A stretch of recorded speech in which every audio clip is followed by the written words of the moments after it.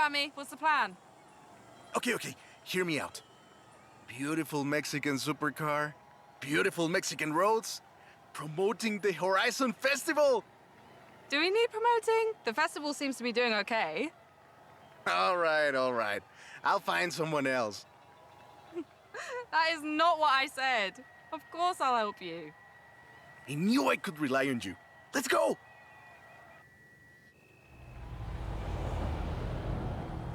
Whew.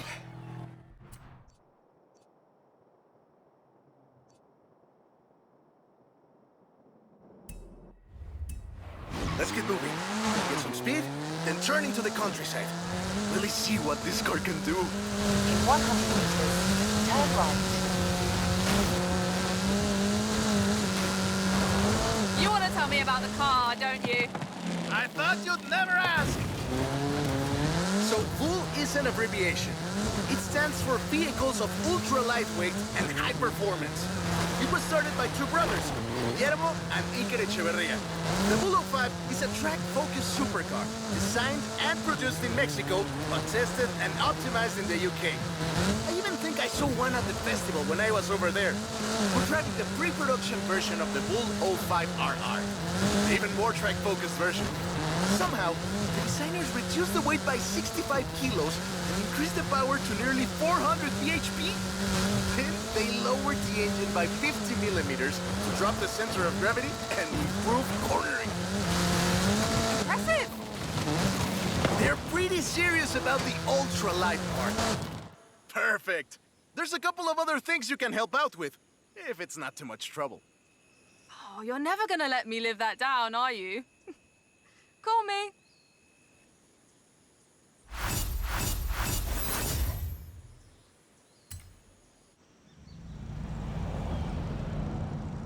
I just got my hands on a piece of Mexican racing history.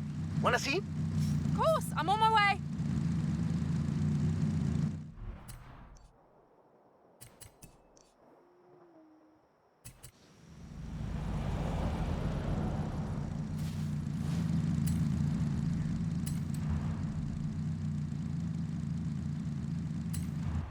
Let me guess. Today's episode of Mexican Automotive History with Ramiro is about the Baja 1000. You are very perceptive, my friend. This dune buggy was the first car to race here. Let's take it for a spin.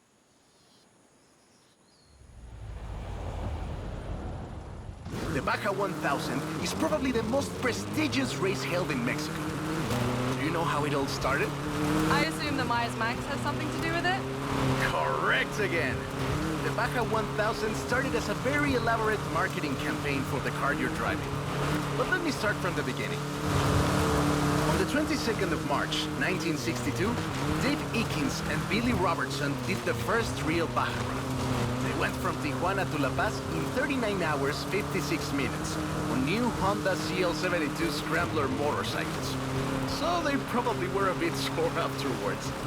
They got a lot of media coverage though. A year later, Myers started to work on a prototype buggy he called Old Red in his garage in Newport Beach.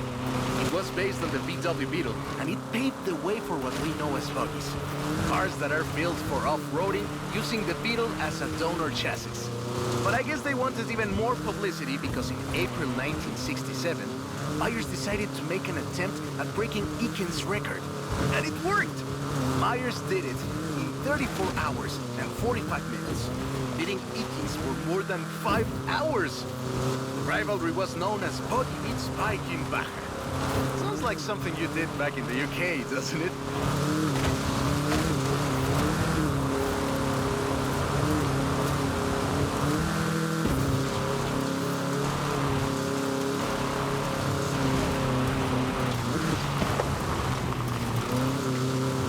Myers Manx became an overnight sensation as a result, and suddenly they were friendly races all across the Baja. It wasn't long before they realized they needed something more organized. That was Mexican 1000. Guess who won the inaugural event? Myers Max? You're on fire today! Yes, in 27 hours and 38 minutes. The official race was 100 miles shorter than the original route, but it's still impressive. The Mexican 1000 was later renamed to the Baja 1000, and is run to this day. In 200 meters, turn left.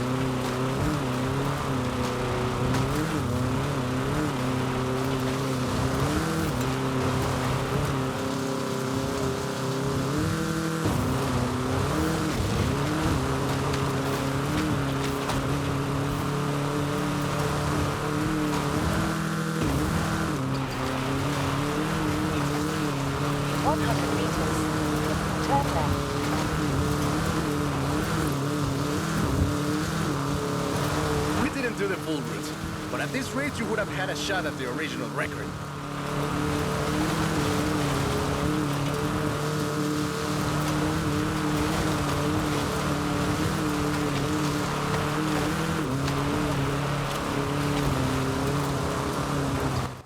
I love that story.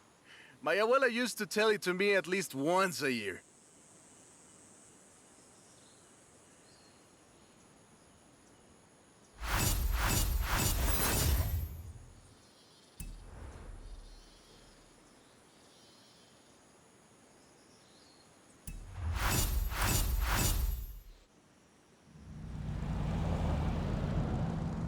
Hey, come quick!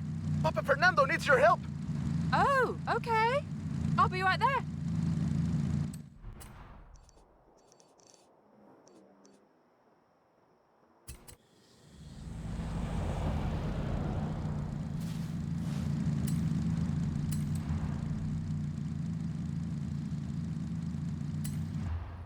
Oh, right. I get it now. To be honest, though, it was me who needed your help, not Papa Fernando. Can't follow that logic. Who are the other racers? It's this new street racing crew that's been hanging around. I think they're here to see what you can do. Let's show them.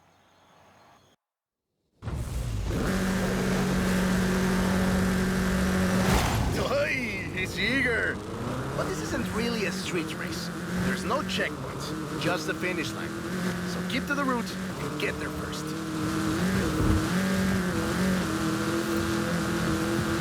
It's hard to overstate the effect that the Beetle had when it arrived in Mexico in 1954. Before that, all we had were these huge American cars. So this new European-style car with its shape and light chassis and those adorable headlights and an engine that anyone with a tractor could fix was, well, a complete game changer. They were so exciting that they were displayed at the Ciudad Universitaria in Mexico City, and there were lines to come and see this new car. Production of the Beetle started in Mexico soon after 7 of them finished the Carrera Panamericana. Before that, people were a bit worried about reliability, you see. We Mexicans love a good-looking car.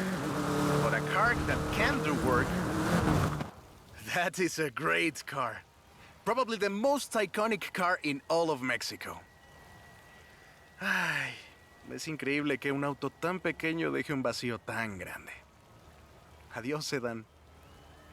Thanks. I'll call you when I've got that next one ready.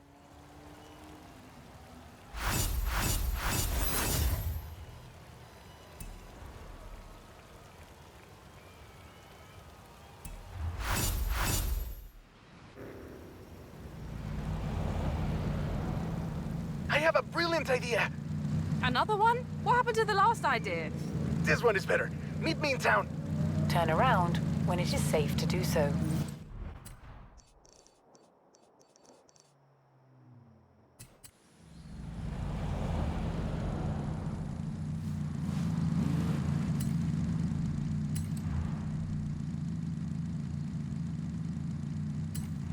I have 2 cars here. A first-generation Volkswagen and a 7th-generation Volkswagen Golf. Made in Mexico for almost half a century. Sadly, they stopped building them in 2021. But we can still race them. What do you say? To make it fair, I will give you a chance to make an informed choice. Let's go for a test drive. And I've got lots to tell you about Volkswagen Mexico.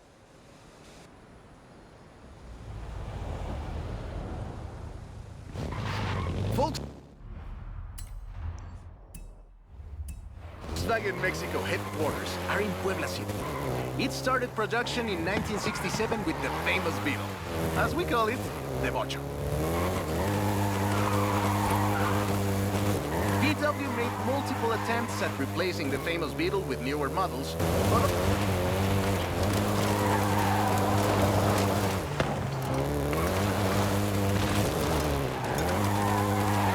Shall we jump 40 years in the future and try the 7th generation?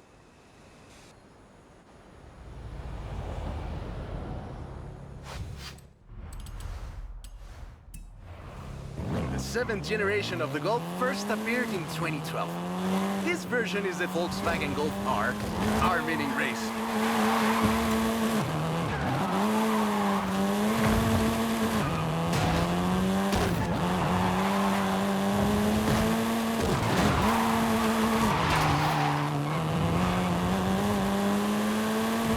This was the fastest Golf in the range, with a 0 to 60 time of 5.1 seconds.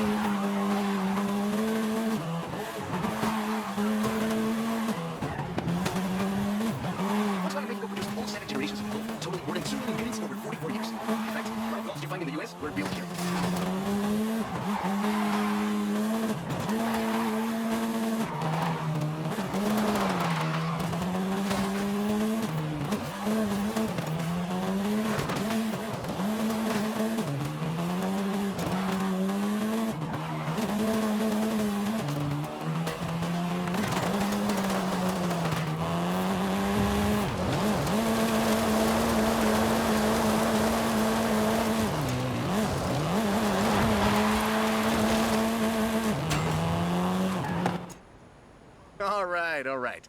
Enough driving around. Let's go head to head, after you've had a chance to rest.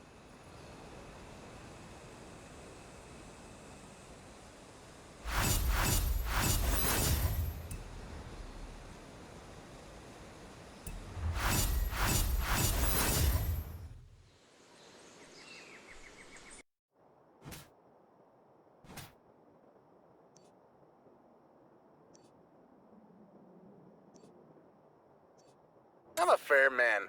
I'll let you choose. Which Golf do you want to drive for our little race? I'll take the Golf GTI. Turn around.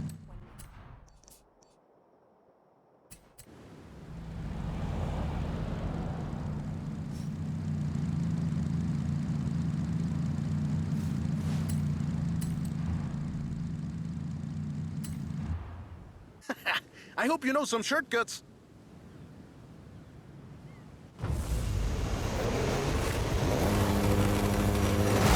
See you at the finish line. Don't make me wait for too long.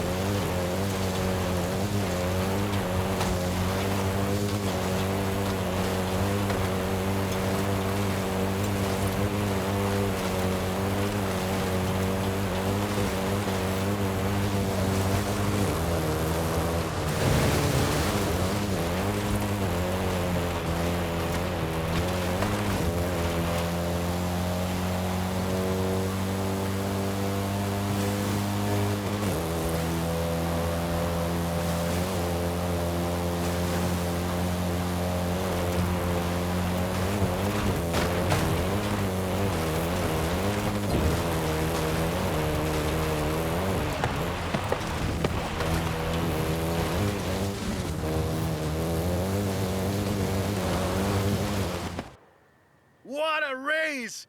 I am actually surprised the first generation still holds up. I'm sure you didn't cheat.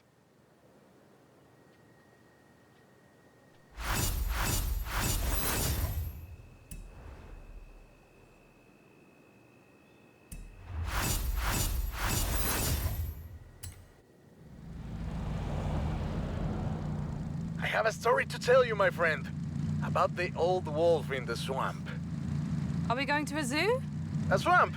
I'll pick you up.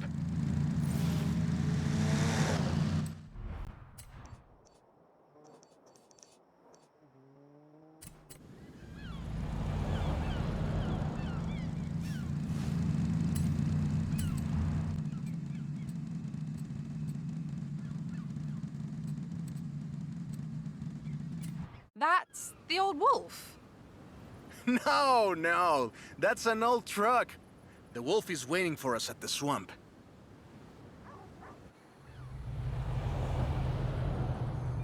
Haley asked us to clear some debris.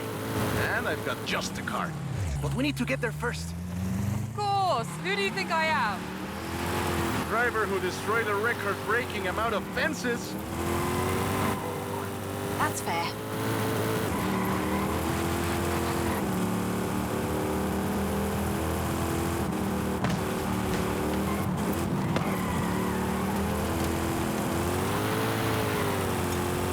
Turn around when it is safe to do so. Recalculating route.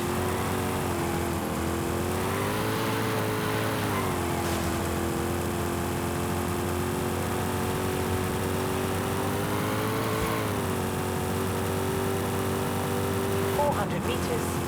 Turn left.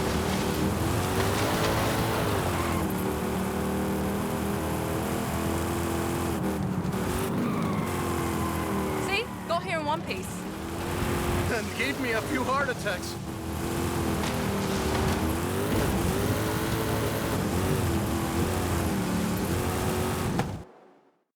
And now, let me introduce you to the fourth Lobo. This car is more your style. Now that is a heckin' good wolf.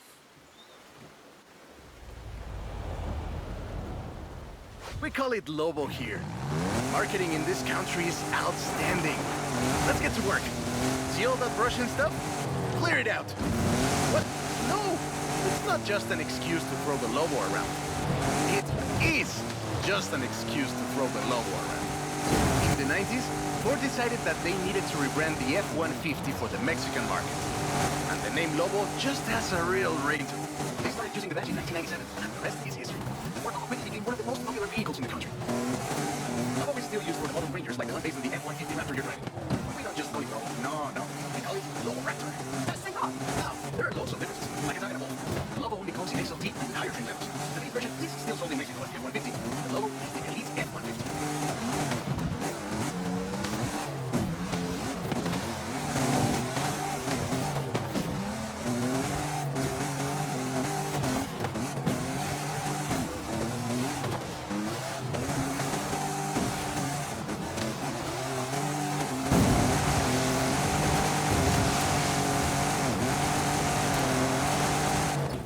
Great. Job's done. And the scratches will buff right out. Thanks for the help. Now I just need to get my abuelo's old F-100 back to the garage.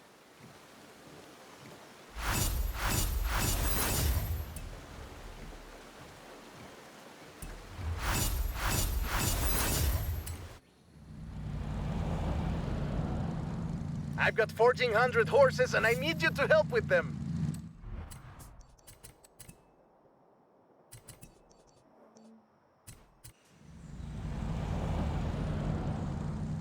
I think I know what this is. I'll be right over.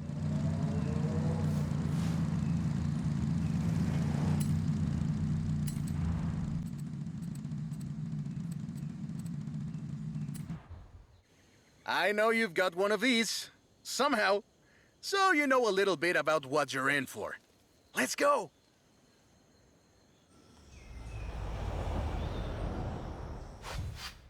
Let's take this down to the beach. Stick it in AWD if you like. There's some nice curves up ahead.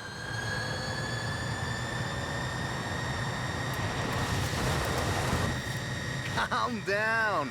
I know you like to go fast. I had a big breakfast. This is 2021's EV of the year. And it was up against things like the Taycan and the e-tron and the Recharge. It set 3 Guinness World Records, and it's inspired by the beautiful original Mach 1. And I'm telling you all of this because the Mach E was built right here in Mexico at Cuautitlán Assembly. Cuautitlán Assembly has been building cars since the 60s. And more than 2.2 million cars later, we're sitting in an actual space machine made here in Mexico. Quite a journey from Cougars and Thunderbirds and F-150s to this. This isn't just a prototype. Cuautitlán Assembly does a range of options for the Mach E. 68 kilowatt-hour standard and an 88 kilowatt-hour extended range version. It will give you over 300 miles of range on a single charge. The Performance GT version is the really wild one. 0 to 60 in 3.6 seconds. This one is quite a bit fast. And there we go. Sunrise over the sea. Beautiful. But we're not done. There's one more thing to look at. I'll let you know as soon as I have, found it.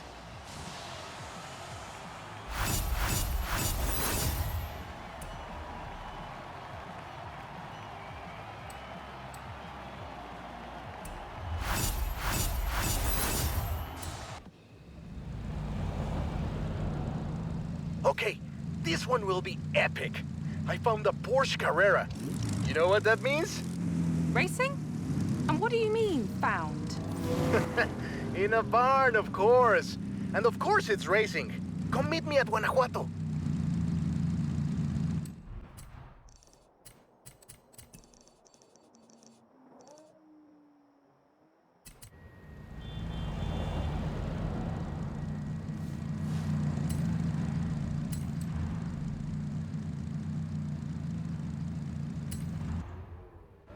This beauty got her name from the Carrera Panamericana.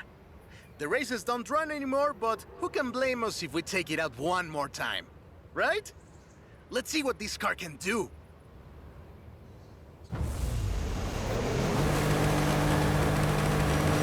There's Jamin. Guess he wanted one last race. Let's do this!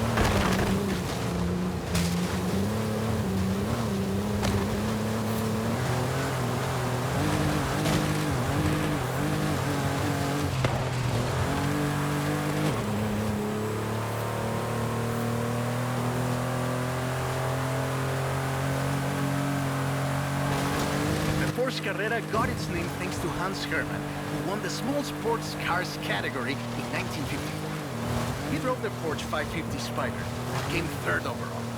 He was sick before the race, and his tires came off at the start. He really pulled through against the odds. There was no speed limit before 2012, and you'd see cars doing 180 miles per hour. Not that I know anything about that. Porsche had 6 cars competing in 1954, and all of them made it through the end. A lot of others didn't, let me tell you. Enjoying yourself, are you? Yeah, I kinda had a feeling you were. 1954 was the last year the original Carrera Panamericana took place. But it gave us the most famous Porsche model, the Carrera you're driving right now. The Carrera RS 2.7 was the first production street racing 911. It was built on the 911S 2.4, the fastest Porsche you could buy at the time, and a popular choice in the later Carrera Panamericana races. The race was revived in 1988 and ran to 2016, staying true to the original races with high-speed road stages. This is Jamin's exit. It's been fun, my friend. Take care. Looking forward to seeing what you can do out there. Have fun now, yeah? Great race! Almost like we did a little Panamericana with a friend. Anyways, hope you had fun with this little stroll through cars hechos en Mexico. It was great. And let me know if you find any other cars like that.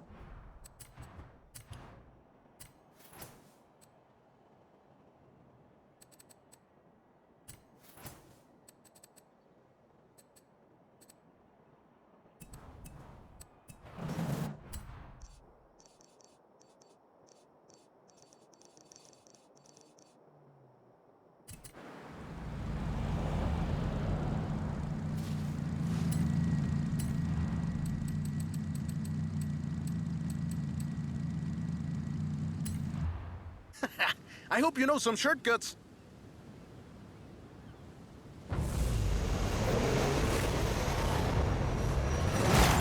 See you at the finish line. Don't make me wait for too long.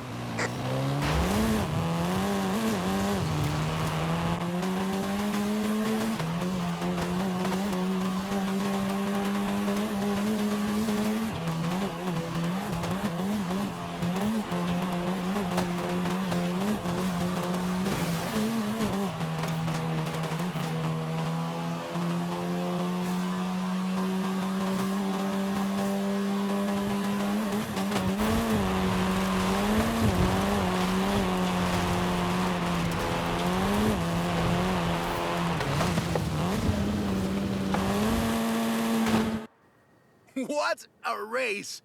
The difference 40 years makes!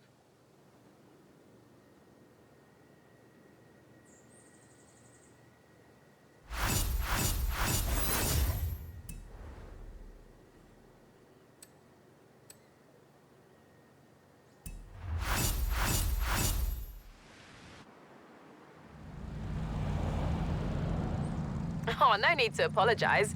You're becoming something of a folk hero. The Knight of Horizon. Has a ring to it, don't you think?